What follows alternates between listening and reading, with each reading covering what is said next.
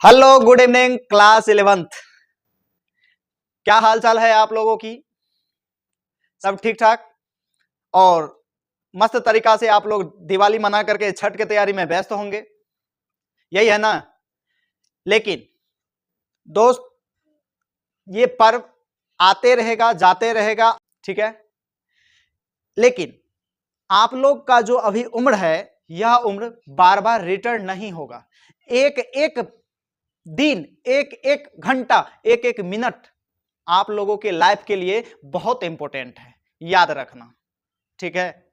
इसी कारण से याद रखना, स्टूडेंट लाइफ का मूल मकसद होना चाहिए प्रथम सर्वप्रथम कर्म, समझ गए ना, उसके बाद लीला। आप लोग ऐसा नहीं करते हो, पहले लीला में लगल रहते हो।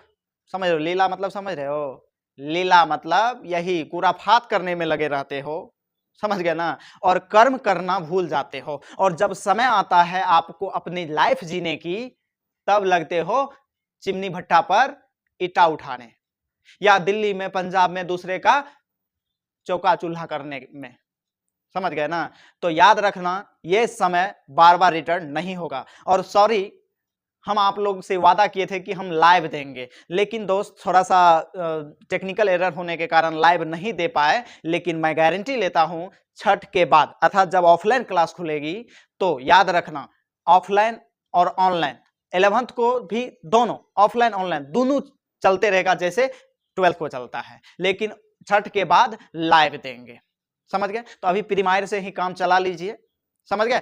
छठ के बाद जो है पूरा लाइव चलेगा, ठीक है? तो चलिए, हम आप ज्यादा समय आपका इन्वेस्ट नहीं करेंगे, सीधा चलते हैं मूल बात पर, टॉपिक पर, समझ गए ना? यह टॉपिक क्लास 11th के गति विषयक नियम जो हमने चैप्टर स्टार्ट किया था, फोर्स और लॉज ऑफ मोशन, बल और गति के नियम, उस चैप्टर से लिया गया है। और दोस्त, उस चैप्टर में आप पढ़ लिए हो बल क्या है, ऑफलाइन में हम पढ़ा दिए बल क्या है, संवेग क्या है, आवेग क्या है, जड़त्व क्या है, इतना सारा टॉपिक हम ऑफलाइन में क्लियर किए हुए हैं। हाँ, सुबह वाला बैच में नहीं किए हुए हैं, 7 बजिया या 6 बजिया में, तो कोई बात नहीं, आपके क्लास खुलते ही वो टॉपिक आपको क्लियर हो जाएगा, ठीक है? लेकिन यहां से हर बच्चा, चाहे जिस भी बैच में आ रहा हो, हर बच्चा को बिल्कुल समझ में आना चाहिए। थोड़ा सा माइंड को कंसंट्रेट करके इस चीज को समझने का प्रयास करिएगा, ठीक है? तो चलिए हम चलते हैं आपके टॉपिक पर। टॉपिक है गति विषयक न्यूटन का नियम। गति विषयक न्यूटन का नियम, ये देख रहे हो, यही है न्यूटन भैया। मैं भी ऑफलाइन में बार बार बोलता रहता हूं ना, और न्यूटन भैया न्यूटन, यही है न्यूटन भैया। इंग्लैंड के रहने वाला था। कहां के रहने वाले थे? इंग्लैंड के रहने वाले थे वैज्ञानिक न्यूटन, समझ गए? इन्होंने किसी वस्तु, हम लोग अपने दैनिक जीवन में आसपास बहुत सारे वस्तुओं को देखते हैं और देख करके छोड़ देते हैं, क्योंकि हमको उससे क्या मतलब है? हमको तो अपना से मतलब है कि हमको कब मतलब ज्यादा से ज्यादा इनकम कहां से आए, हम पूरा दुनिया का सबसे धनी आदमी कब बन जाए, ये सब चीज हम लोग का मतलब सेल्फिश हो है ना, हम लोग नहीं है, बताओ। दुनिया में 98% नहीं, 98.8% लोग जो है समझना सेल्फिश है, ठीक है? वही 1-8% जो होगा वो समाज के लिए या पूरा विश्व के लिए काम करता होगा, या पूरा भारत के लिए काम करता होगा। यदि भारतवासी होगा तो भारत के लिए काम करता होगा, समझ गए ना? विश्व के लिए बहुत कम। लेकिन ये सब व्यक्ति अपने केवल तरक्की या अपने बारे में नहीं सोचा, बल्कि इसका काम ही था कि नेचर के अजूबा अजूबा चीज का रिसर्च करना, इसलिए ये वैज्ञानिक भी कहलाए, ठीक है? और क्या दिए इन्होंने नियम, वो मैं बता रहा हूं। हम बताए कि हम लोग क्या होता है, हम लोग केवल आम खाने से मतलब रखते हैं, गुठली नहीं गिनते। दुनिया में हम बहुत बहुत प्रकार के वस्तु को देखते हैं, देख करके छोड़ देते हैं। वो वस्तु में क्या हो रहा है, क्यों हो रहा है, कैसे हो रहा है, ये जानने की इच्छा नहीं है हमारे अंदर। लेकिन ये लोग के अंदर ये जानने की इच्छा थी, यह कारण से ये लोग साइंटिस्ट बन पाए, रिसर्चर है। बात समझ गया ना? तो इन्होंने गति, अर्थात हमने पिछला चैप्टर पढ़ा था कि वस्तु गतिशील होती है, लेकिन इसमें हम पढ़ेंगे कि आखिर गति कैसे होती है। बात समझ गए ना? और ये पढ़ने के लिए ये वैज्ञानिक न्यूटन ही बताए, मतलब ये कैसे होती है इसका जवाब वैज्ञानिक न्यूटन साहब ही दिए थे, ठीक है? तो लेकर के आते हैं आपके सामने टॉपिक और डिस्कस करते हैं सबसे पहले न्यूटन के नियम को। किसको डिस्कस करते हैं दोस्त? न्यूटन के नियम को। न्यूटन का नियम देखो, न्यूटन का नियम क्या है ये सर? तो सुनो, ये न्यूटन का नियम जो है दोस्त, वस्तु के गति संबंधित है, मोशन के संबंधित। आखिर वस्तु मोशन में कब आती है और क्यों आती है और कैसे आती है, बात समझ गए। ये जवाब देना था इसका, ये खोज करना था इसका, मतलब खोज किए थे ये, और खोज करके इन्होंने 3 नियम प्रतिपादन किए, अर्थात 3 नियम को बताए, और पूरा संसार में यह नियम व्याप्त है, वायरल है, और बिना इसके नियम का कोई कार्य होता ही नहीं है। हर जगह यदि आप सो रहे हो न्यूटन के नियम लग रहा है, यदि आप चल रहे हो न्यूटन का नियम लग रहा है, यदि आप किसी को डांट रहे हो वहां भी न्यूटन का नियम लग रहा है, बात समझ गए ना। किसी को हम आपको अभी पढ़ा रहे हैं, यहां भी न्यूटन का नियम लग रहा है। अर्थात हम जितना बेहतर तरीका से पढ़ाएंगे आप उतना बेहतर तरीका से समझेंगे, अर्थात आप उतना बेहतर रिजल्ट हमको देंगे कि आप भी के मन फिजिक्स क्लासेस से फलना बच्चा टॉप किया है, फिजिक्स में 98%, बात समझ रहे हैं ना। यही चीज है, प्रत्येक क्रिया के बराबर और विपरीत प्रतिक्रिया बल होती है। इतना ही नहीं, इन्होंने 3 नियम दिया, तीनों को हम बारीकी से देखेंगे। लेकिन सबसे पहली बात तो न्यूटन कहाँ का था? इंग्लैंड के वैज्ञानिक थे सर। कहाँ के वैज्ञानिक थे? इंग्लैंड के वैज्ञानिक थे, इंग्लैंड के थे। और इन्होंने 1887 ईस्वी में, ठीक है, कितना ईस्वी में? 1887 ईस्वी में 3 गो नियम दिया, जिसे हम न्यूटन का नियम कहते हैं, ठीक है। सर्वप्रथम इंग्लैंड के भौतिक वैज्ञानिक न्यूटन ने अपनी पुस्तक, इन्होंने अपना पुस्तक लिखा, बहुत सारे पुस्तक भी लिखे थे, ठीक है। अपनी पुस्तक प्रिंसिपिया में, पुस्तक किताब का क्या नाम था? प्रिंसिपिया। प्रिंसिपिया में सन 1687 ईस्वी में किसी वस्तु के गति संबंधित 3 नियम दिए। अभी बताया ना कितने नियम दिए? 3 नियम दिए, 3 नियम दिए, जिसे न्यूटन का प्रथम नियम, और प्रथम नियम को याद रखना जड़त्व का नियम कहते हैं। प्रथम नियम में इन्होंने कौन सी को स्पष्ट किए? इनर्शिया के बारे में बताया, ठीक है। और द्वितीय नियम बल का नियम है, अर्थात प्रथम नियम में जड़त्व को स्पष्ट किए, द्वितीय नियम में बल को स्पष्ट किए, और तथा तृतीय नियम क्रिया और प्रतिक्रिया का नियम, एक्शन और रिएक्शन का नियम तृतीय नियम है, जिसको कहा जाता है, तृतीय नियम कहा जाता है। बात समझ गए? आशा करता हूं समझ गए होंगे, ठीक है। यही अंग्रेजी में भी लिखा हुआ है, हिंदी में भी लिखा हुआ है, जिस भी बच्चे को जिस भी लैंग्वेज में कंफर्टेबल लगे वो आप लिखते जाइएगा, ठीक है। देखिए, आशा करता हूं समझ गए होंगे, ठीक है। तो चलिए, अब मैं तीनों नियम को बारीकी से समझाऊंगा। सबसे पहले मैं लेकर के आता हूं आपके सामने ये कुछ उदाहरण को पहले समझिए, आखिर क्या है ये नियम। सुनो, तो पहला यहां पे देखो लिखा हुआ है, ए पार्केड कार, पार्क्ड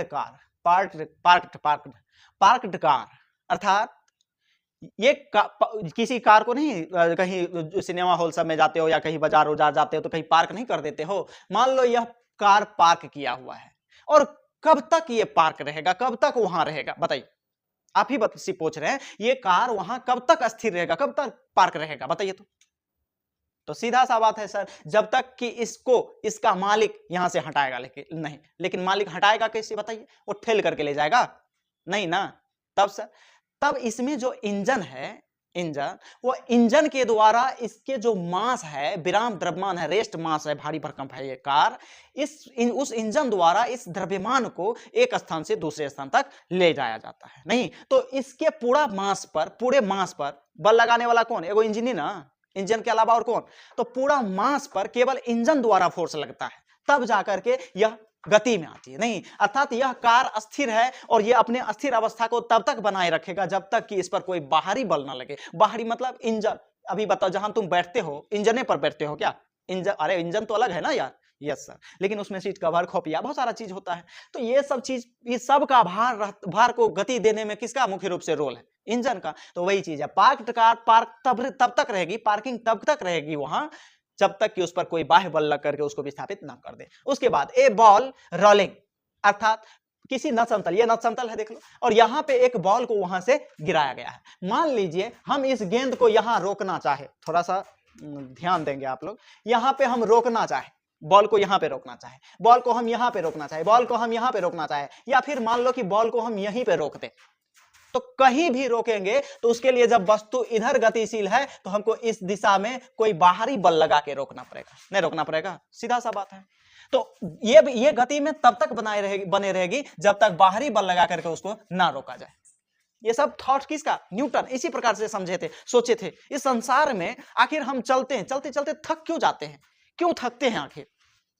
बात समझ रहे हैं ना। थकने के लिए मान लीजिए हम कोई वजन उठाते तब न थकते हैं, हम मान के चलिए कुदाली चलाते तब न थकते हैं, कोई वस्तु को उठा के यहां से वहां ले जाते तब न थकते हैं। ये तो चल रहे हैं ना, इसमें ज्यादा तो कार्य नहीं होता, लेकिन फिर भी थकते हैं। कार्य चलना भी एक कार्य है, लेकिन वहां भी हम थकते, चलने में भी। आखिर क्यों, कैसे? सुनिए, उसके बाद ये एस्ट्रोनॉट सब जो करता है स्पेस में, जो घूमता है ना सब, वो देखिए वहां पे स्पेस वैक्यूम, वहां पे कोई वायुमंडल नहीं है, बट वहां पे मान लीजिए कोई भी व्यक्ति जो चलता है कैसे, तो वह एक्सटर्नल फोर्स लगता है उस पर, बाहरी बल लगता है उस पर। ये देख रहे हो ना, ये बैग लटका हुआ, ये एक प्रकार का इंजन होता है, यंत्र होता है जो उसको पुश करता है या चलने में मदद करता है। बात समझ गए ना।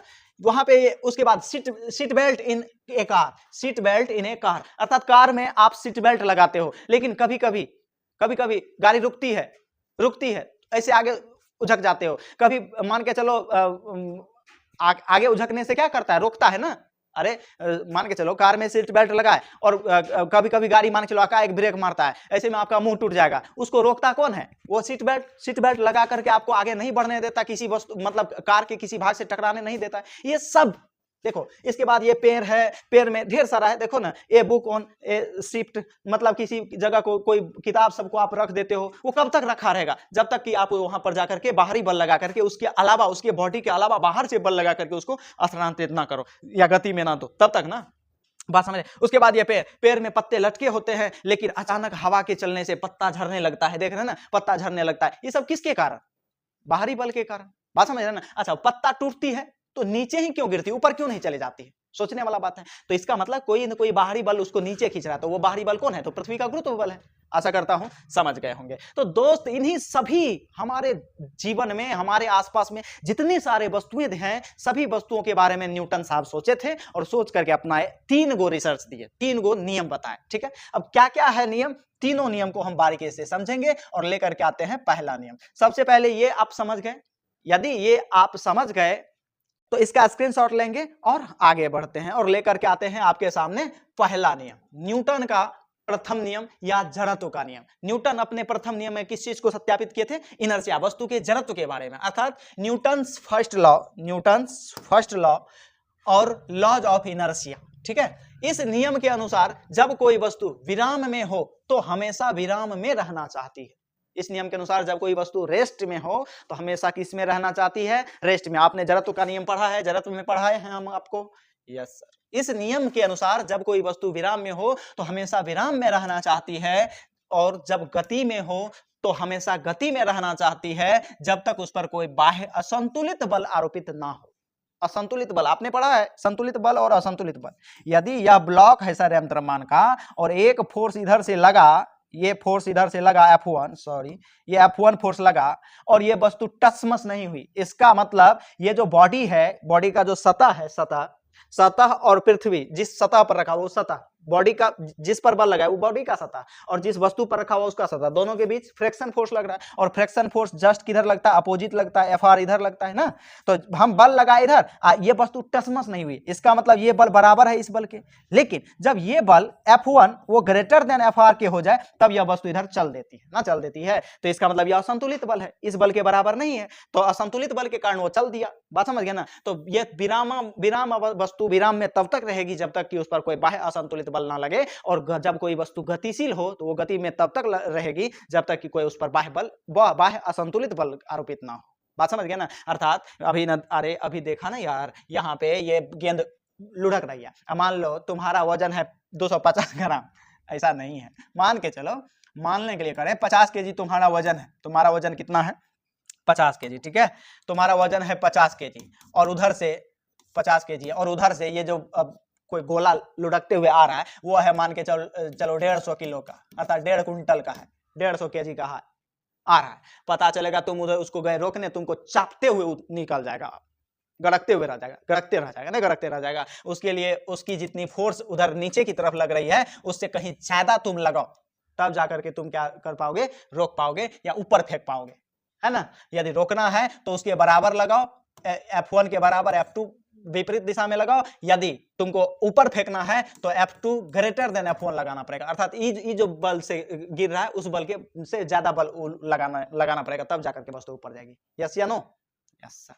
तो वही चीज ना है कि जब कोई वस्तु विराम में हो तो हमेशा विराम में रहना चाहती है, और जब कोई वस्तु गति में हो तो हमेशा गति में रहना चाहती है, जब तक कि उस ऊपर कोई बाह्य असंतुलित बल कार्य न करे। और यही कॉन्सेप्ट आपको पता है, यही कॉन्सेप्ट है किसका, इनर्शिया का, जड़त्व का, है कि नहीं।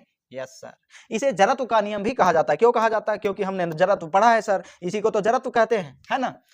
According to this law, when an object is at rest it always want to remain या रेस्ट आप कह सकते हैं, always want to remain at rest, and when it is in motion it always want to remain in motion unless some external unbalanced force is applied on it। अर्थात कोई वस्तु विराम में है तो हमेशा विराम में ही रहेगी, और जब गति में है तो गति में ही रहेगी, जब तक कि उस पर कोई बाह्य असंतुलित बल कार्य न करे। This is also called the law of inertia, अर्थात यह जड़त्व का नियम है। तो आपने सीखा न्यूटन के प्रथम नियम से कौन चीज निकल के आता है? जड़त्व का परिभाषा निकल के आता है, जड़त्व के नियम को सत्यापित करता है, और न्यूटन का प्रथम नियम जड़त्व का नियम है, इसे जड़त्व का नियम भी कहा जाता है। तो नीचे स्टार देकर के लिख लीजिएगा, न्यूटन का प्रथम नियम किसका नियम है? जड़त्व का नियम है। अरे बोलो यस सर, स्क्रीनशॉट लीजिए। अब आगे बढ़ते हैं, आगे बढ़ते हैं। हमने तो एग्जांपल दिखाया, यहां देखो फर्स्ट लॉ का एग्जांपल। यहां पे ये ग्लास, इसका हम रील भी डाले हुए हैं अपने चैनल पर, रील में जाइएगा तो इसी का हम करके दिखाएं आप लोग को, है ना। ये ग्लास, उस पर ये कार्ड है और कार्ड पर रखा हुआ ये सिक्का, है ना। और यहाँ पे यह व्यक्ति भिके अमन आपका हाथ मारने वाला है, यहाँ पे समझ गए ना। हाँ देखो ये तीनों अभी रेस्ट में है, और जब बल लगाया उस कार्ड पर, किस पर? कार्ड पर फोर्स लगाया, इधर से कार्ड पर फोर्स लगाया, तो ये तो फोर्स लगाया कार्ड पर, लेकिन सिक्का पर तो फोर्स लगाया नहीं। इसका मतलब सिक्का पर जब ये असंतुलित बल नहीं आया तो वो सिक्का रेस्ट में ही रह गया, जिसके कारण देखिए कार्ड आगे भाग गया लेकिन सिक्का उसी ग्लास में जाकर के गिर गया। ये किस नियम का उदाहरण है? अर्थात Newton's first law of motion examples, ठीक है, न्यूटन के प्रथम नियम का उदाहरण है। आशा करता हूं समझ गए होंगे, ठीक है। और हमने पहला नियम आपको बता भी दिया। Second examples Newton's first law, इसके बारे में तो समझा ही दिए। जैसे देखो कार एट ए स्टॉप लाइट, अर्थात मान लीजिए स्टॉप लाइट के पास होता है ना, अथी सब में रेलवे सब के पास भी होता है ना, जहाँ सिग्नल लगा रहता है, वहां पे रुका हुआ है ना, वो रुकता है, कार रुका रहता है, लेकिन वो कब तक वहां रुका रहेगा? जब तक ग्रीन सिग्नल ना हो। और जब ग्रीन सिग्नल होता है तो उसमें उसका इंजन जो है बाहरी फोर्स असंतुलित बल लगाता है, जिसके कारण वो चल देता है ना। यदि वो बल नहीं रहता तो कार नहीं रुकती, है ना।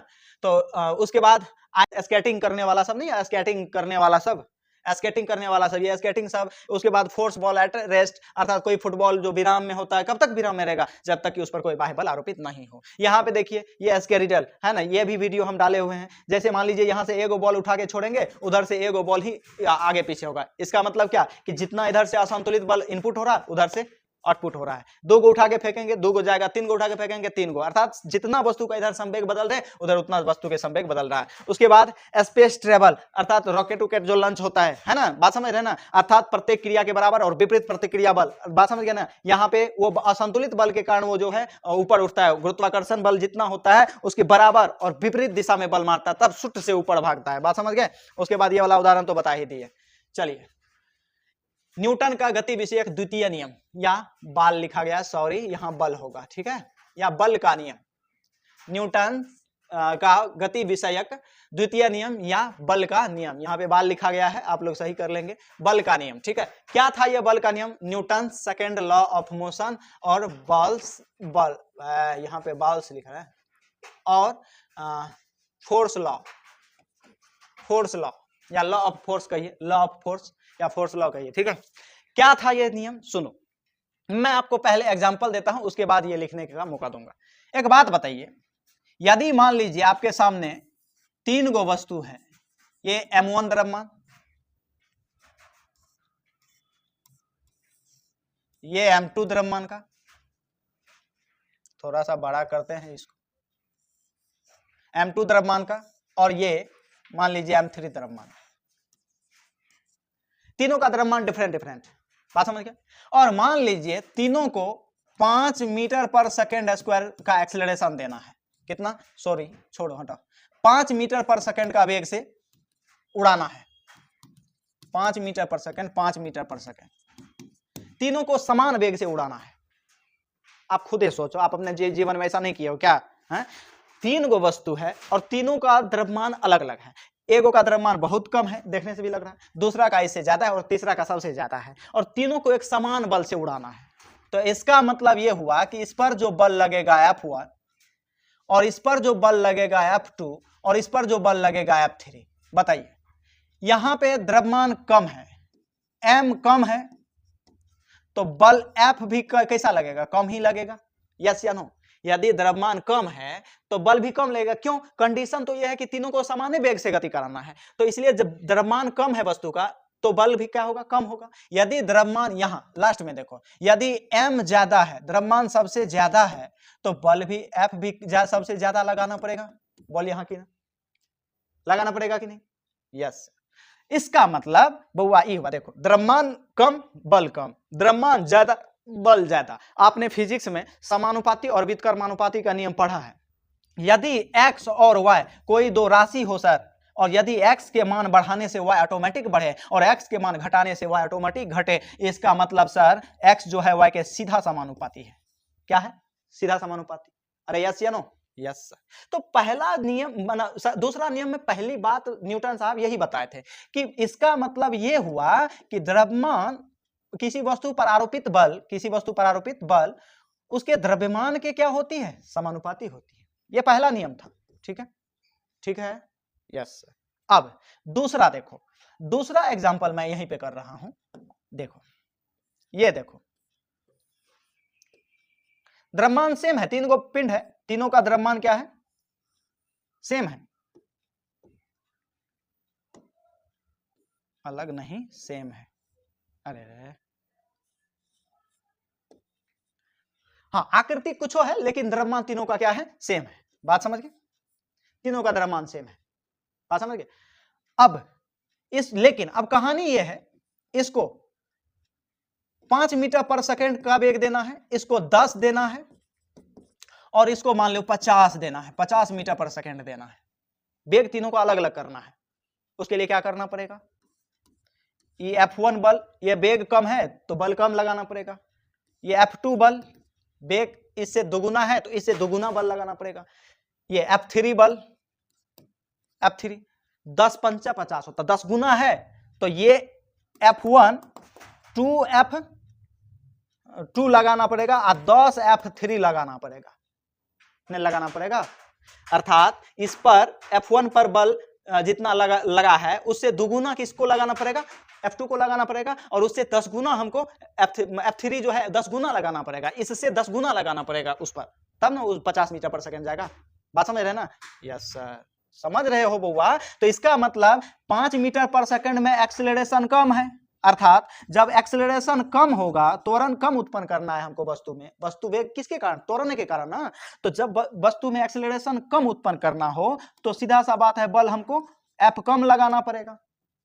एक मिनट, हाँ, तो क्या बात कर रहे थे कि यदि मान के चलिए वस्तु सेम द्रव्यमान का हो और हमको एक्सेलरेशन कम उत्पन्न, त्वरण कम उत्पन्न करना हो, तो सीधा सा बात है बल कम लगेगा। और जब वस्तु से वही द्रव्यमान का हो और एक्सेलरेशन ज्यादा हो, उत्पन्न करना हो, त्वरण ज्यादा उत्पन्न करना हो, तो सीधा सा बात है कि बल क्या कैसे लगाना, कितना लगाना पड़ेगा? तो ज्यादा लगाना पड़ेगा सर, ज्यादा लगाना पड़ेगा। बोलो या ना? यस।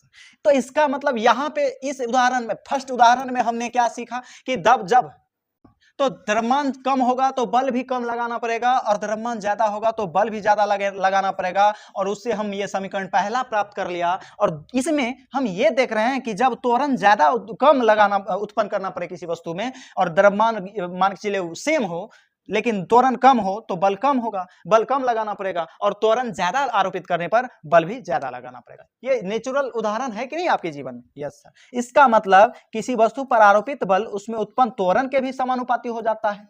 बोलो हाँ कि ना? ये दोनों उदाहरण, यस सर। यही दोनों नियम बताए थे सेकेंड लॉ में न्यूटन साहब। ठीक है, तो इसलिए यहां लिखा हुआ है बउआ, याद रखना। देखो, किसी वस्तु पर लगा बल वस्तु के द्रव्यमान के क्या होती है? समानुपाती होती है। अर्थात इसीलिए F जो होता है वो डायरेक्टली प्रोपोर्शनल होता है M के। समीकरण फर्स्ट अभी देखे आपने यहां, हाँ अभी आपने देखा यहां, ठीक है, कि द्रव्यमान कम है, बल कम, द्रव्यमान ज्यादा है, बल ज्यादा है। यहां पे द्रव्यमान कम है, सॉरी द्रव्यमान तीनों का सेम है, लेकिन त्वरण कम है तो बल कम है, त्वरण ज्यादा है तो बल ज्यादा है। समझ गए? तो यहां पे देखो पहला समीकरण सही है, इसीलिए F समानुपाती m। और दूसरा क्या उदाहरण देखा आपने, किसी वस्तु पर आरोपित बल वस्तु के त्वरण के समानुपाती होती है, एक्सीलरेशन के, अर्थात F समानुपाती a, समीकरण 2। समझ में आया? समझ में आया? अब देखो, तो इसीलिए मैं स्क्रीनशॉट लेने का मौका दूंगा, बर्दाश्त करो, पहले तुलना कर लो समीकरण 1 तथा 2 से, 1 तथा 2 से F देखो 1 तथा 2 से, एक में है F समानुपाती m और दूसरा में है F समानुपाती a, अर्थात दोनों तो बल को ही बल के साथ ही ना बदल और कम मतलब बदल उदल रहा है। हाँ सर, तो इसी कारण से F समानुपाती m गुना a, F समानुपाती m गुना a, बोलो। और यही संबंध हटता है बउआ तो एक कांस्टेंट आता है m गुना a, जहां k इक्वल टू न्यूटन नियतांक और k का वैल्यू होता है 1। k का वैल्यू क्या होता है? 1।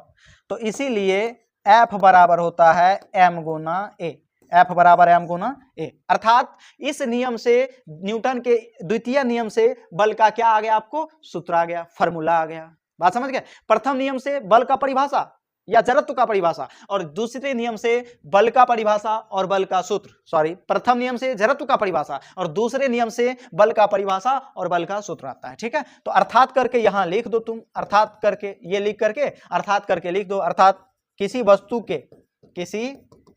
वस्तु के द्रव्यमान एवं उसमें उत्पन्न त्वरण वस्तु पर आरोपित बल कहलाती है या बल के बराबर होती है, बल कहलाती है या बल के बराबर होती है। अरे यस या नो? यस। अब आप स्क्रीनशॉट ले लो, पहले इसका ले लो, फटाक से लेते चलो, अब इसका भी ले लो, ले लिए।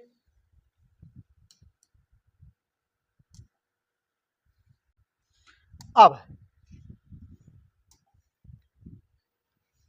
देखो यहां वही एग्जांपल, यहां पे द्रव्यमान कम है, मान के चलो ये लड़का खींच करके ये इस वस्तु को रस्सी की मदद से खींच करके, द्रव्यमान ज्यादा कम, मतलब द्रव्यमान m है, तो a एक्सीलरेशन उत्पन्न किया हुआ है, a त्वरण उत्पन्न किया है कि किस बल कौन बल लगा करके, तो F बल लगा करके, है ना, ये लड़का F बल लगा करके इस ट्रॉली को a त्वरण से खींच रहा है। नहीं, अब क्या है, यहां पे देखो, यहां पे वही एक लड़का नहीं, अब कितने लड़का, दो लड़का उसी ट्रॉली को खींच रहा है, तो सीधा सा बात है, बल पहले एक को खींच रहा था तो F बल लग रहा था, अभी दो लड़का खींच रहा है तो बल दुगुना हो गया।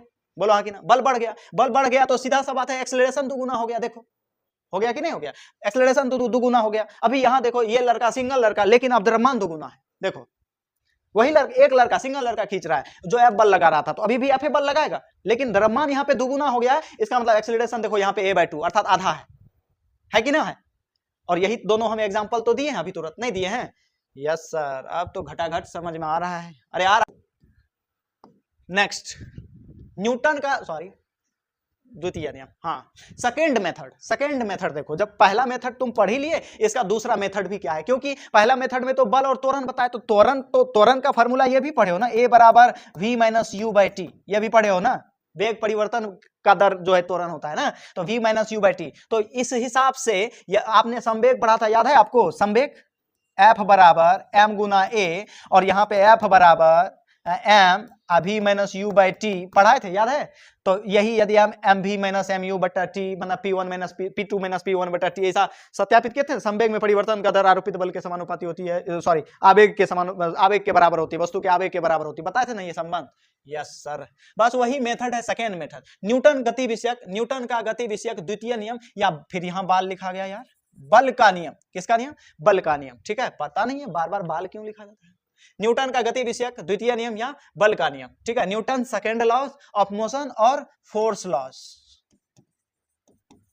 लॉस। ठीक है, देखो किसी वस्तु के संवेग में परिवर्तन के दर आरोपित बल के बराबर होती है, अर्थात the rate of change of momentum of an object is equal to the applied force, अर्थात उस पर आरोपित बल के समानुपाती होती है या बराबर होती है, आरोपित बल के बराबर होती है। कैसे सर? देखो तो अभी हमने पढ़ा है चूंकि F बराबर होता है m गुना A, F बराबर m गुना, यस। अच्छा सुनो, चूंकि A बराबर होता है V minus U by T, पढ़े हो पढ़े हो पढ़े हो, यस सर पढ़े तो हैं। संवेग में परिवर्तन का दर आरोपित बल के क्या होती है, समानुपाती होती है। अब यहां से देखो, यदि इस m से अभी बताए ना, अभी क्या हम ऑफलाइन में भी जहां पे आवेग पढ़ाए थे, आवेग और संवेग में अंतर पता है, कॉपी उठा के देखो पता चल जाएगा। mv माइनस mu बटा t, बोलो हाँ या ना। हाँ अब देखो यहां पे f कोई भी वस्तु, इसका मतलब वस्तु u वेग से चला था और t समय में वेग उसका क्या हो गया, v हो गया ना, हो गया। हाँ सर, इसका मतलब ये हुआ कि इस नियम के लिए सबसे पहले हमको फिगर चाहिए, ठीक है। तो देख लो, पहले फिगर बना ले, यहाँ पे पहले फिगर बना ले। मान के चल ये कोई वस्तु है, ये कोई वस्तु है लड्डूलाल, ठीक है, और इस पर बल लगा है, क्या लगा है, ये बस देखो, ये वस्तु है m द्रव्यमान की, ठीक है, इस पर F फोर्स लगा गया है और ये t समय में ये u वेग से चला था और t समय बाद इसका वेग v हो गया, t समय बाद इसका वेग क्या हो गया, v हो गया। तो अभी देखो इस पर जो आरोपित बल है m इंटू ए, बोला है कि ना, और F बराबर होता है v माइनस यू, v अंतिम वेग माइनस प्रारंभिक वेग बटा समय, मतलब कितना समय में वेग बदला, वही ना एक्सेलरेशन होता है। अच्छा तो यहाँ पे जो द्रव्यमान तो वही है ना m ना, लेकिन संवेग जो होगा वो p2, वो m गुना v होगा, m गुना v होगा, पढ़े हो, m गुना v होगा। और यहाँ पे जो संवेग होगा p, वो होगा m गुना u, होगा कि नहीं होगा, और ये होगा p1। तो यहाँ पे m गुना v के जगह हम क्या लिखेंगे, p2, m गुना u के जगह क्या लिखेंगे, p1 बटा t, है ना। तो संवेग में जो परिवर्तन हुआ, वो जब भी कोई भी दो राशि का अंतर होता है तो वो मान छोटा होता है, पता है आपको, और इसको डेल्टा लगा करके सूचित किया जाता है, डेल्टा p बटा t, बोलो हाँ कि ना। अच्छा यही तो है न्यूटन का गति विषयक द्वितीय नियम या बल के नियम से किसी वस्तु के संवेग में परिवर्तन के दर आरोपित बल के बराबर होती है। ये सेकंड मेथड द्वितीय नियम का बता रहे हैं, फर्स्ट मेथड से तो बल निकाले ना, ये सेकंड मेथड है, देखो। अच्छा तो आ गया ना, संवेग में परिवर्तन के दर आरोपित बल के परिवर्तन के दर मतलब किसके सापेक्ष, तो डेल्टा टी, ये जो बुआ यू से भी गया है, समयो तो अल्पे न होगा रे, हाँ सर। तो यहाँ पे समय में क्या लगा दो, डेल्टा टी लगा दो। तो संवेग में समय के सापेक्ष न परिवर्तन का दर आरोपित बल के बराबर होती है, सत्यापित हुआ, बात समझ गए, समझे। अरे कमेंट करो यार, जिसको जो भी समस्या हो रहा है तो आप YouTube पर वीडियो पब्लिश रहता है, आप फिर से देखिए, ठीक है, एक बार में नहीं समझ में आता, दो बार देखिए। अच्छा अब यदि एक बात समझो, यदि t बराबर 1 सेकेंड, t बराबर 1 सेकेंड, t 1 सेकेंड हो, ये डेल्टा t बहुत छोटा समय हो, 1 सेकेंड हो, तब ये f जो होगा वो डेल्टा p के बराबर होगा कि नहीं होगा, अरे बोलो यस सर। तो इसका मतलब ये हुआ बुआ कि किसी यदि एकांक समय में, ये एकांक के समय ना है, तो इसलिए यहां लिख लेना, ये पहले इसका स्क्रीनशॉट लो, फिर हम आगे बढ़ते हैं। लिए स्क्रीनशॉट लिए, हाँ पहले इसका स्क्रीनशॉट ले। अब देखो नीचे स्टार दे करके ये लिखने के बाद, यहां तक ये लिखने के बाद, ये एकांक समय में t एक सेकंड लिए थे, तो इसलिए एकांक समय में किसी वस्तु के संवेग में परिवर्तन उस पर आरोपित बल के बराबर होती है। एकांक समय में किसी वस्तु के संवेग में परिवर्तन का दर उस पर आरोपित बल के क्या होती है, बराबर होती है। इसका भी स्क्रीनशॉट लीजिए फटाक से, अब आगे बढ़ते हैं।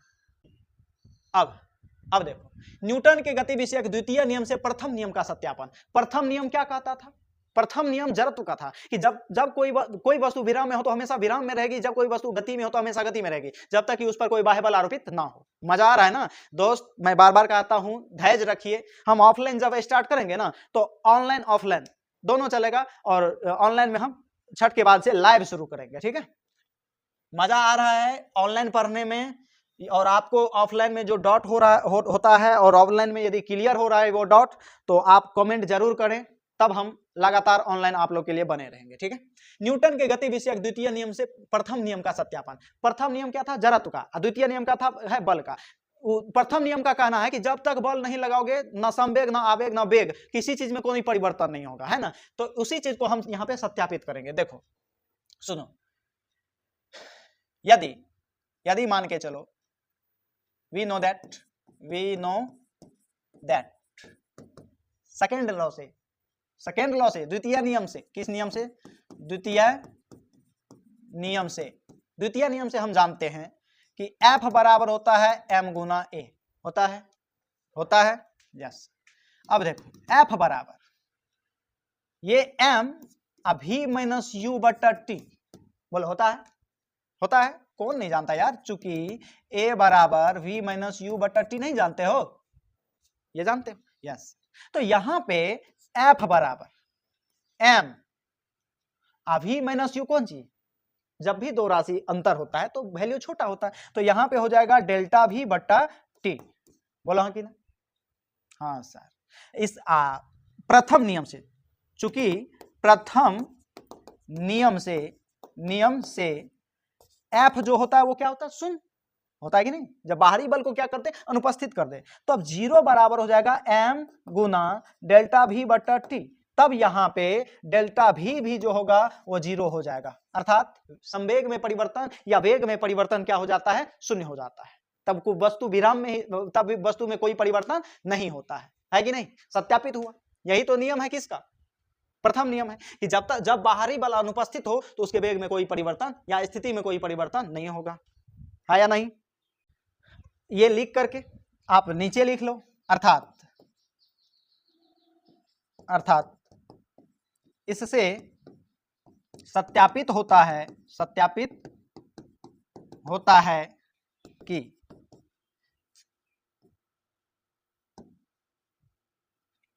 कि जब किसी वस्तु पर कोई बाहरी बल अनुपस्थित हो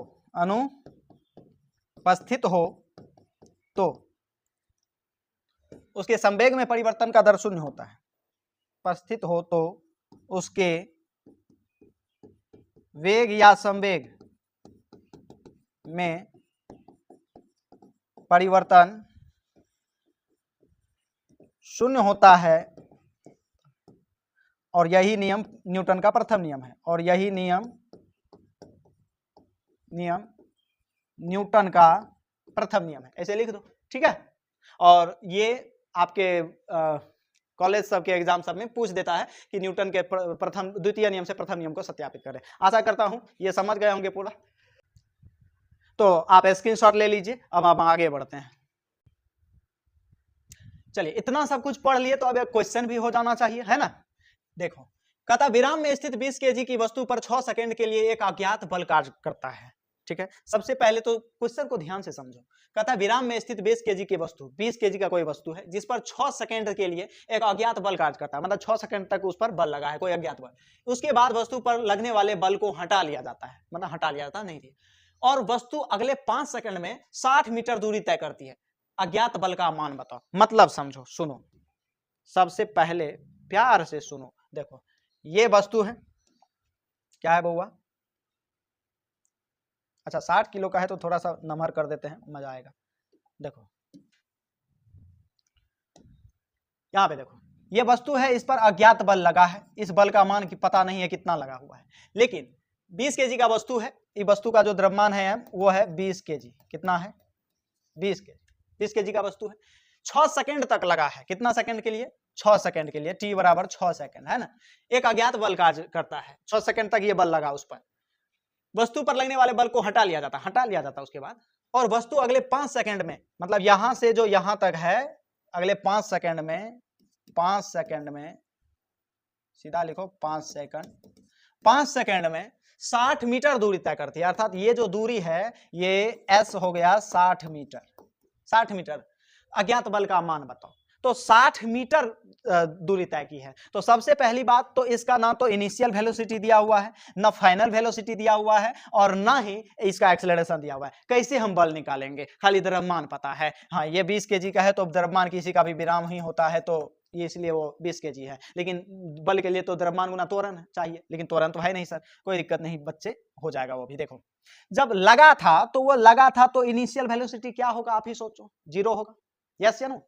यस सर, 0 से चला होगा वो। और अभी जो 60 मीटर के बाद जो 60 मीटर जो वो गया है, वो जाने में तो उसको 5 सेकंड लग गया, नहीं लगा? तो 5 सेकंड जब लगा है तो इसका मतलब वेग के कारण ही ना होता है वो दूरी कवर या विस्थापित, कोई भी वस्तु जो विस्थापित होती है वेग के कारण, गति के कारण ना। तो यहाँ पे इसका जो फाइनल वेलोसिटी होगा वो हो जाएगा s/t, अर्थात v बराबर s हो गया कितना 60 मीटर और t हो गया 5, 12 पंचा 60, अर्थात 12 मीटर प्रति सेकंड। 5 सेकंड के बाद जो वस्तु का वेग होगा वो कितना होगा 12 मीटर पर सेकंड। अब देखो, अब आराम से त्वरण निकल जाएगा। सबसे पहले लिखो गिवन, ये फिगर में ही मूल चीज था, ठीक है, ध्यान से समझो। गिवन दिया हुआ है, क्या दिया हुआ है आपको? तो u जो है ना सर वो तो 0 ही था, और क्या नाम कहते हैं, v जो निकाले हम वो निकाले हैं 12 मीटर प्रति सेकंड। निकाले हैं कि नहीं? अरे बोलो, कमेंट करो यार, समझ में आ रहा है कि नहीं एक बार। चलो देखो, और t जो है ये जो बल लगा है ना कितने सेकंड तक? 6 सेकंड तक, ठीक है। अब उसका हमको मान ले एक्सेलरेशन निकालना है, द्रव्यमान तो हमको पता ही है, तब हम बल आराम से निकालेंगे। तो एक्सेलरेशन, तो देखो u v a और t, सूत्र कुछ दिमाग में आ रहा है? v बराबर u प्लस a t, पढ़े हैं ना? तो लगा दो वो फॉर्मूला, चूंकि v बराबर होता है u plus a t। v पता है, t पता है, a नहीं पता है, वो तो चाहिए u भी पता है। अब निकाल दो, बैठा दो। 12 बराबर ये 0 प्लस a गुना 6, अर्थात a बराबर 12 भागा 2, अर्थात 12 भागा 6 कट के 2, 6 दूना 12 मीटर प्रति सेकंड स्क्वायर, अर्थात एक्सेलरेशन आ गया 2 मीटर प्रति सेकंड स्क्वायर। एक्सेलरेशन आ गया। अब तो आराम से द्रव्यमान निकाल। अरे यार ये 0 है तो ये तो अब कोई प्लस कोई काम की नहीं, a गुना 6 है, 6 इधर गुना में तो इधर भागा में जाएगा ना, तो 6 12/6 अर्थात कट के 2 ये ना होगा। बोलो यस सर, कमेंट करो तेजी में, यदि समझ में आ रहा है तो कमेंट जरूर करिए। अच्छा अब आगे बढ़ते हैं। देखो त्वरण आ गया, बल चाहिए ना, तो चूंकि F बराबर होता है m गुना a, तो F बराबर 20 गुना a आया 2, अर्थात 40 न्यूटन सीधा लिख दो। बोलो कितना आसान सवाल था, हाँ समझ में आया? समझ में आया? इतना आसान सरल सवाल नहीं बना पाते हो यार। चलो फटाक से स्क्रीनशॉट लीजिए, अब हम आगे बढ़ते हैं। न्यूटन का गति विषयक तृतीय नियम या क्रिया प्रतिक्रिया का नियम, 2 गो नियम आपने सीखा। प्रथम नियम में जड़त्व का नियम था, द्वितीय नियम बल का नियम था, संवेग का नियम था, और तृतीय नियम है एक्शन रिएक्शन। पहले एग्जांपल देख लो, ये देखो, ये देखो, ये इस वाल को धकेल रहा है, बहुत पहले आसान से धकेल रहा है, तो जितना फोर्स ये इधर से एक्शन लगा रहा है उतना इस पर इधर से वाल भी विपरीत दिशा में, तीर देख रहे हो ना, रिएक्शन लगाएगा, नहीं लगाएगा? लगाएगा, यस। अच्छा इधर एक्शन लगा रहा है, बदला में ये दवाल इस पर रिएक्शन लगा रहा है। उसके बाद सेकंड एग्जांपल, ये देखो, ये नाव वाला, ये कोई मतलब समुद्र के बगल में ये कोई एरिया है, समतल है, ये सब नाव पर पैर रख करके, ये नाविक है या यात्री है कोई भी हो, लेकिन यात्री है, यात्री मान के चलो, एगो पैर देता है नाव के स्कोर पर और एगो पैर देता है बाहर, है ना। वहां पे जैसे ही वो फोर्स लगाता है इस पर आगे की तरफ, आगे बढ़ना चाहता है, तो ये पैर उस पर रिएक्शन फोर्स देता है विपरीत दिशा में। ये लगाता है एक्शन फोर्स, आगे बढ़ना चाहता है, ये नाव जो है पीछे घुसक जाता है। कभी कभी यदि ज्यादा घुसक जाता है तो धपाक से वो गिर भी जाएगा उसमें, ना गिर जाएगा, कभी देखे होंगे आप। हाँ, तो यहां भी एक्शन जितना का इधर एक्शन फोर्स लग रहा है उसके बराबर रिएक्शन फोर्स लग रहा है। तीसरा ये देखो, बंदूक कहता है टाइट से पकड़ के फायरिंग किया जाता है, पता है ना? किए हो कि नहीं? अरे किए हो ना, कहिए ना। अरे सर क्या बोल रहे हैं आप, नालायकों, कुछ नहीं बोल रहे हैं, बस वही मैं पूछ रहा हूं कि तुम कितने तक पहुंचे हुए हो। देखो बंदूक जो फायरिंग किया जाता है उसमें जो ये बुलेट होती है, बुलेट उसका जो स्प्रिंग पीछे से जितना उस पर एक्शन फोर्स लगाता है, बंदूक उसके बदले में रिएक्शन फोर्स देता है, पीछे की तरफ, समझ गए ना? जितना स्पीड आगे भागती है उतना स्पीड से वो पीछे भी फोर्स लगाती है। यह कारण से कभी कभी यदि मतलब देखा होगा कि गलती से फायरिंग हो गया, उल्टा उसी को लग गया, ऐसा होता है ना। रीजन हाथ को ढीला रखता है, वो रिएक्शन फोर्स जो देता है, क्योंकि फायरिंग होते ही जितना स्प्रिंग उस पर रिएक्शन एक्शन फोर्स देता है, वो बुलेट भी उसके बराबर और विपरीत दिशा में रिएक्शन फोर्स देता है। बात समझ गए ना, उतना बल लगाता है। सोचो कि किसी को बुलेट यदि सामने से लगता है तो पूरा पेट में घुस जाता है, तो उतना पेट में घुसने वाला बल रिएक्शन भी इस बंदूक पर लगता है, समझ गए, रिएक्शन फोर्स भी बंदूक पर लगता है। और यदि हाथ ढीला रहेगा तो सीधा सा बात है, टर से मुड़ लेगा और तुम्ही को लग जाएगा। बात समझ गए ना, तो यहां भी एक्शन रिएक्शन। ठीक है बच्चे, समझ गए?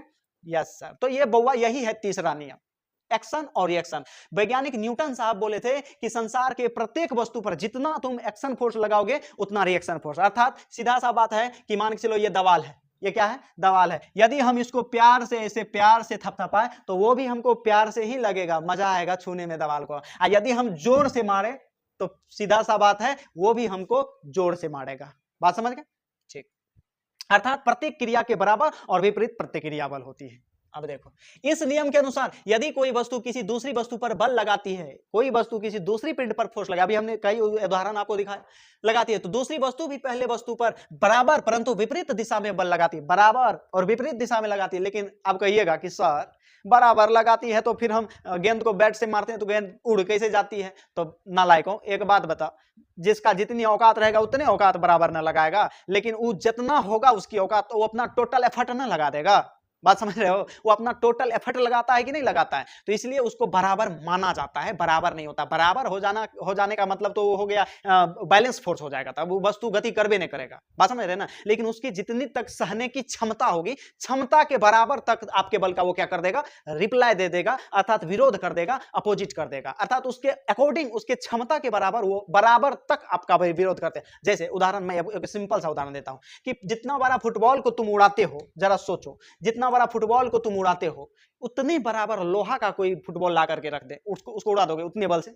नहीं ना। लेकिन यदि अपने आप बात मर्दानगी पर आ जाए तो कुछ भी उड़ जाएगा सर, है? हाँ, वो अलग बात है कि किसी को उड़ा दोगे, बट कंडीशन है ना कि उसका द्रव्यमान ज्यादा है तो रिएक्शन फोर्स उसमें ज्यादा है, तो वो आपके मैक्सिमम वो रबर वाला जो फुटबॉल होता है उससे मैक्सिमम फोर्स को तक वो क्या कर सकता है? रिएक्शन फोर्स आपको लगा सकता है, अर्थात उस मैक्सिमम बल तक मतलब रिप्लाई दे सकता है। अंडरस्टैंड? Yes sir. तो यह कारण से ये सब कंडीशन होता है, समझ गए ना? समझ गए? अब लिखा हुआ वही चीज, तो यहां पे और अथवा करके प्रत्येक क्रिया के बराबर परंतु विपरीत दिशा में प्रतिक्रिया बल आरोपित होती है, वही चीज तो लिखा हुआ है संक्षेप में। लेकिन ठीक है, अभी देखो सब एग्जांपल सब हम आपको दिखाइए दिए, इसका पहले आप लोग स्क्रीनशॉट ले लीजिए, तो फिर हम आगे बढ़ते हैं, फटाक से लीजिए। हाँ, अब देखो इसीलिए किसी वस्तु पर संतुलित बल, किसी वस्तु पर परिणामी बल, संतुलित नहीं परिणामी, कौन बल? परिणामी बल। परिणामी मतलब नेट कुल या रिजल्टेंट, है ना? बल निकालने का सूत्र होता है बुआ क्रियाबल। कौन सा बल? क्रियाबल। क्रियाबल माइनस प्रतिक्रिया बल। प्रतिक्रिया बल क्यों? क्योंकि प्रतिक्रिया बल तो विपरीत होता है ना, और बल सदिश राशि है, एगो उधर और दूसरा इधर, जब दो गो सदिश विपरीत होगा तो आपस में घटता है, पता ही आपको, अर्थात क्रियाबल और माइनस प्रतिक्रिया बल। आशा करता हूं समझ गए होंगे। अरे रे रे रे क्या कर दिए?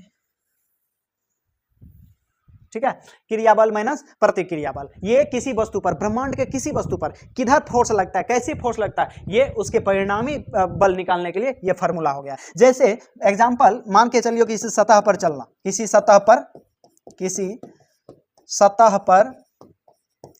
चलना, ये न्यूटन के तृतीय, चलने में भी न्यूटन का तृतीय गति नियम कैसे पालन होता है? देखो, ये मान के चलो समतल है, सतह है, और ये आप जब पैर उठाते हो इस प्रकार से, ये पैर जब उठाते हो तो अपने ये अंगूठा के मदद से ऐसे देखो, ऐसे इसके मदद से फोर्स लगता है इधर, बोलो फोर्स लगता है इधर, दाबते हो नीचे, है ना? लेकिन बदला में जितना जोर से तुम नीचे दाबते हो पृथ्वी भी तुमको उतना रिएक्शन फोर्स दाबती है उधर।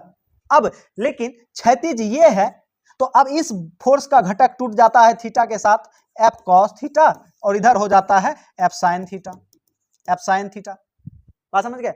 और गुरुत्व तो बल जो लगता है वो तो नीचे लगता है, और फ्रिक्शन फोर्स घर्षण बल भी लगता है पीछे की तरफ इधर। अब देखो एक जगह कितने घटक काम कर रहे हैं बल का, नहीं कर रहे हैं। अब यहां पे परिणामी निकालने के लिए कौन एक्शन है, कौन रिएक्शन है, कौन संतुलित है, ये सब चीज निर्भर करता है। तो ऐसे ऐसे कंडीशन से उभरने के लिए, परिणामी से उभरने के लिए ये फॉर्मूला आपको काम आएगा, याद रखिएगा। वैसे अभी मैं एक एग्जांपल, सिंपल सा छोटा सा एग्जांपल देकर के सेशन को खत्म करूंगा, क्योंकि आज बहुत लेट हो चुका है, तो अगला क्लास कल से होगा, ठीक है। तो किसी वस्तु पर परिणामी बल क्रिया बल माइनस प्रतिक्रिया बल, तो इसका तो आप लोग स्क्रीनशॉट ले ही लोगे।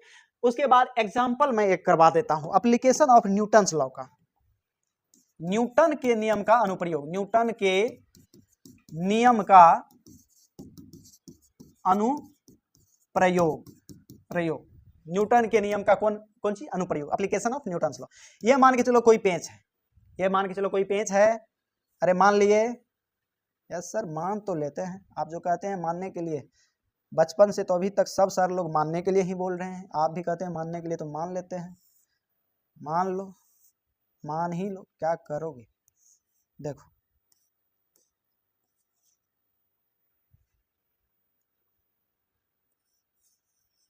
ये दो गो बॉल लटका हुआ है इस पेंच से, समझ गए। थोड़ा सा आप लोग सुंदर बनाना, ऐसे इसको पेंच को बड़ा कर देना, थोड़ा सा देखने में नहीं अच्छा लग रहा है, यहां से देना ऐसे, इस प्रकार से, ठीक है, ताकि ये इससे टच करते हुए नीचे जाए। ये बॉल लटका हुआ है, ये m1 द्रव्यमान का, ये m2 द्रव्यमान का। अब सीधा सा बात है, गुरुत्व बल इस पर लगेगा नीचे की तरफ, m1 इंटू जी लगेगा नीचे, लेकिन तनाव लगेगा T1 लगेगा ऊपर, और m2 इंटू जी लगेगा m2 इंटू जी लगेगा नीचे, और लेकिन इसमें तनाव T2 लगेगा ऊपर। तनाव भी तो एक प्रकार का बल है ना, अरे बोलो यस सर। अच्छा, लेकिन यह वस्तु देखो इधर से ऐसे जा रही है, ए एक्सेलरेशन से इधर ऐसे गिर रही है ऐसे, तो इसीलिए equation of m1 body, m1 वस्तु के लिए फोर्स का इक्वेशन लिखने पर, किसका समीकरण, बल का समीकरण, बल का समीकरण क्या निकाल रहे हैं हम, बल का समीकरण निकाल रहे हैं दोनों वस्तु पर, किस पर किधर लग रहा है। देखो तो एक्शन फोर्स क्या है, तो वस्तु इधर जा रही है ना, ऊपर जा रही है ना, तो ऊपर जा रही है, तो एक्शन फोर्स है T1, रिएक्शन फोर्स है m1 गुना जी, ठीक है, एक्शन फोर्स T1 और रिएक्शन फोर्स m1 गुना जी। अब परिणाम क्या निकल के आ रहा है, तो परिणाम निकल के आ रहा है परिणामी बल है ना, क्रियाबल T, क्योंकि वस्तु ऊपर चढ़ रही है, तो जिधर जा रही है क्रियाबल वही ना होगा, अरे जिधर धकलोगे किसी को एक्शन फोर्स वही ना होगा, तो ऊपर जा रही है तो क्रियाबल यही होगी। बताओ प्रतिक्रिया m1 इंटू जी, और परिणामी कि m1 द्रव्यमान का वस्तु a एक्सेलरेशन से भाग रही है, तो m1 इंटू हो जाएगा a, समीकरण फर्स्ट। फिर इक्वेशन ऑफ m2 बॉडी, इस वस्तु के लिए समीकरण क्या होता है, वही ना एक्शन फोर्स का तो काम यहाँ पे m2 इंटू जी ही कर रहा है, m2 इंटू जी माइनस रिएक्शन फोर्स कौन, T2 बराबर कौन, परिणामी क्या, तो m2 गुना a, m2 द्रव्यमान का वस्तु a त्वरण से इधर गिर रही है, समीकरण 2। आशा करता हूं यहां तक समझ गए होंगे। पहले एक बार फिर से ध्यान से देखिए, यदि समझ में नहीं आया तो एक बार फिर से समझाता हूं। चलिए, एक्शन फोर्स, अरे नालायकों, देखो दोनों मान के चलो, जितना इसमें टेंशन होगा उतना टेंशन इसमें, तनाव दोनों में बराबर होगा। T1 T2 छोड़ो, T ही रख ले, कोई दिक्कत नहीं, सबको तुम क्या मान ले, T2 नहीं कर, T1 T2 ही रहने दे, ठीक है। देखो तो T1 रहने दिए। अब एक्शन फोर्स, इस वस्तु के लिए यदि एक्शन फोर्स कहेंगे तो वस्तु ऊपर चल रही है, तो एक्शन फोर्स तनाव है ना, कितने तनाव से, जितना तनाव बढ़ेगा रस्सी में वस्तु उतना तेजी से भागेगा ना, तो ये तनाव ऊपर जाएगा, और इसमें एक्शन फोर्स होगा m2 इंटू जी, अर्थात ये कितने भारी वस्तु है, कितने स्पीड से गिर रहा है, एक्शन फोर्स ये और रिएक्शन फोर्स ये, वही तो समीकरण लिखे, ठीक है। अब देखो समीकरण 1 तथा 2 से, समीकरण 1 तथा 2 को जोड़ो, तो यह हो जाएगा T माइनस m1 इंटू जी, LHS से जुटेगा प्लस, अरे m2 इंटू जी माइनस टी, बराबर m1 इंटू ए प्लस m2 इंटू ए, m1 इंटू ए प्लस m2 इंटू ए, टी से टी पार हो जाएगा, ये माइनस में ये प्लस में, और ये हो जाएगा m2 इंटू जी माइनस m1 इंटू जी बराबर, यदि इसमें से ए को कॉमन ले ले तो m1 प्लस m2, अरे यहाँ भी ए है यहाँ भी ए है, अच्छा इसीलिए यदि एक्सीलरेशन निकालेंगे तो इसमें से जी भी कॉमन हो जाएगा, m2 माइनस m1 बट्टा m1 प्लस m2, अर्थात देख लिया कहां चले थे कहां आ गए थे इक्वेशन लिखने, हमको जो है इस वस्तु किस त्वरण से नीचे गिर रहा है वो त्वरण हम निकाल लिए। अब जब त्वरण निकाल लिए तो बउआ एक बात बताओ, यहां देखो यदि त्वरण हमको पता चल जाए, द्रव्यमान दे दे तो त्वरण और द्रव्यमान का मान यदि इसमें रख देंगे तो आराम से रस्सी में कितना तनाव होगा, इससे भी तनाव आ सकता है हमको, इससे भी तनाव हो सकता है। देख लिया ना कितना मजेदार चीज है ये न्यूटन का तृतीय, ये है बउआ न्यूटन के नियम का अनुप्रयोग जो अगले क्लास में होगा, और वो लेकिन छठ के बाद होगा। अब छठ भी नजदीक हो गया है और हम आप लोग को बार बार बोले थे कि हम लाइव पढ़िएगा तो हम पढ़ाएंगे, कोई दिक्कत नहीं बच्चे, आप भी के अमन फिजिक्स क्लासेस के साथ जुड़े रहिए और याद रखिएगा छठ के बाद जैसे ही ऑफलाइन खुलेगा तो आप कहेंगे, यदि आपका इच्छा होगा कि रात में सर आधो घंटा 1 घंटा हमको लाइव पढ़ा दीजिए तो हम लाइव भी आपको पढ़ाऊंगा, ठीक है, बात समझ गए ना, लाइव भी पढ़ाएंगे, ये हमारी गारंटी है। लेकिन हम इधर बोले थे कि लाइव पढ़ाएंगे तो हम, लेकिन बार बार हम मैसेज कर रहे थे, सब बच्चे को हम एक्साइटेड करके लाइव नहीं पढ़ा रहे थे, इसके लिए सॉरी, कुछ टेक्निकल एरर था इसी कारण से, वरना झूठ नहीं बोलते, हम लाइव पढ़ा देते, ठीक है। आशा करता हूं ये नियम आपको बेहतर लगा होगा, बेहतर से समझ में आया होगा, और दोस्त यदि अच्छा लग रहा है तो आप बिना कहे जो बच्चे वीडियोस को लाइक कर रहे हैं, चैनल को सब्सक्राइब कर रहे हैं, उसको दिल से धन्यवाद, जो कहने के बाद करते हैं उसको भी थैंक यू, समझ गए कि आप कम से कम इंतजार करते हैं कि सर बोलेंगे तब न करेंगे, ऐसे फ्री में कैसे दे दें, है ना। चलिए आज के लिए इतना ही, bye bye, good night, take care, अपना ख्याल रखिए और बढ़िया से छठ मनाइए।